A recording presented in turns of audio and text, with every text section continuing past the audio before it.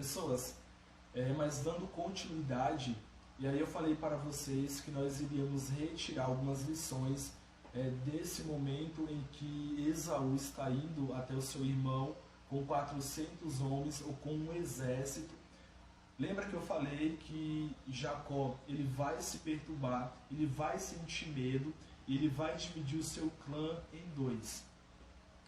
As lições que a gente consegue retirar aqui é que Jacó ele não deveria ter medo, ou ele não deveria temer o seu irmão. O porquê que eu falo isso, pessoas?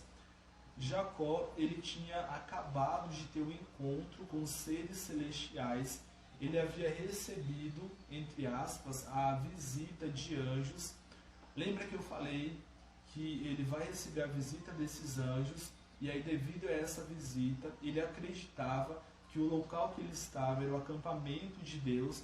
Ele vai nomear aquela terra de Manaim, ou seja, após ter tido uma experiência tão forte com Deus, após ter tido um encontro com os anjos, ele não deveria ter medo do seu irmão, por mais que o seu irmão estivesse vindo contra ele com um exército de 400 homens. Ele tinha um outro exército muito mais poderoso, ele tinha um exército celestial, ou seja, fazendo um comparativo entre o exército de Esaú e o exército, ou quem estava com Jacó, Jacó não deveria ter medo.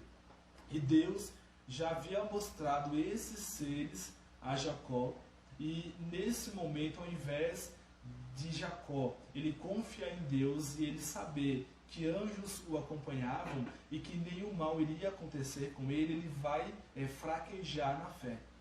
O interessante também é que Jacó tinha acabado de ter um encontro com Labão.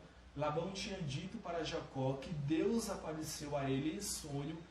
Deus aparece a Labão e Labão fala a Jacó que Deus disse que Deus disse a Labão que não era para ele tocar em Jacó, não era para ele fazer nenhum mal a Jacó. Ou seja, devido às experiências passadas de Jacó, Jacó deveria confiar em Deus, saber ou ter a certeza de que Deus estava com ele, Deus estava protegendo a vida dele, o clã dele, mas mesmo assim, isso no versículo 7, Moisés vai dizer que Jacó, ele se perturba, Jacó vai sentir medo. Qual que é a lição que eu quero trazer aqui em relação a esse texto? Você não precisa ter medo, primeiro, de pessoa nenhuma, ou não precisa temer as dificuldades que a vida ela traz até você. Cara, ou mulher, põe na sua cabeça que você é um servo de Deus, que você é uma pessoa escolhida por Deus, assim como Jacó foi. Ou seja, Deus estava presente na vida de Jacó, Deus está presente na minha vida, Deus está presente na sua vida. E aí, se você olhar para as experiências que você já teve com Deus, se você olhar para o cuidado que Deus ele já dispensou para você, você não vai temer aquilo que está por vir.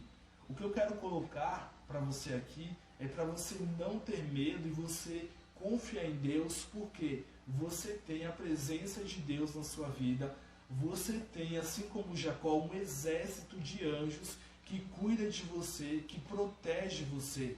Só que em alguns momentos a gente acaba vacilando e a gente acaba deixando o medo ele tomar conta do nosso coração. Foi o que aconteceu aqui com Jacó.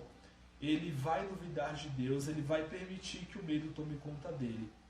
Mas nesse momento que eu e você, que nós possamos depositar nossa fé no Criador e saber que nós não precisamos ter medo de nenhuma situação, de pessoas, fatos da vida, porque os anjos de Deus eles estão conosco e estão nos protegendo.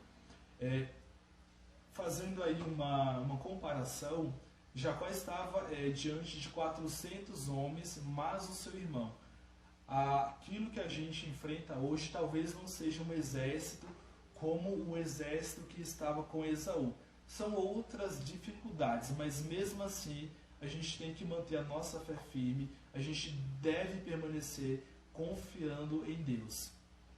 E aí, pessoas, após essas lições, a gente vai dar aqui sequência ao texto, e aí eu vou falar dessa aflição, da oração que Jacó ele vai fazer. Beleza? Até o próximo vídeo.